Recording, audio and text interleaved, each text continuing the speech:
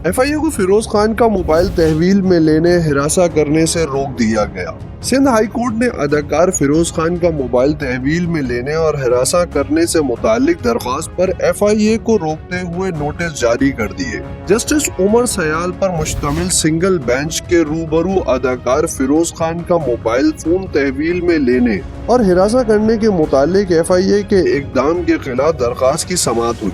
दरख्वास्त गुजार के वकील ने मौक़िफ़ दिया कि FIA ने इख्तियारात का नाजायज इस्तेमाल करते हुए फिरोज खान का मोबाइल तहवील में ले लिया है। फिरोज खान के मोबाइल का पासवर्ड भी ले लिया गया है। फोन में तमाम निजी मालूमात है। जस्टिस उमर सयाल ने इस्तफसार किया कि फिरोज खान के खिलाफ कोई इंक्वायरी चल रही है। वकील ने बताया कि फिरोज खान ने गलती से एक लीगल नोटिस सोशल मीडिया पर पोस्ट कर दिया था।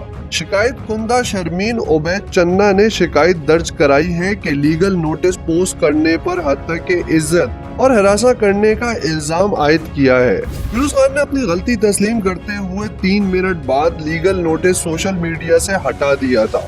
FIA ने फिरोज खान को 6 घंटे तक बिठा कर रखा। हम FIA के खिलाफ हर्जाने का दावा करेंगे। अदालत से इस्तदा है कि फिरोज खान का मोबाइल फोन वापस करने का हुक्म दिया जाए। अदालत ने FIA को हरासा करने से रोकते हुए 21 फरवरी के लिए नोटिस जारी कर दिया। मजीद खबरें जानने के लिए हमारे चैनल को सब्सक्राइब कर लें।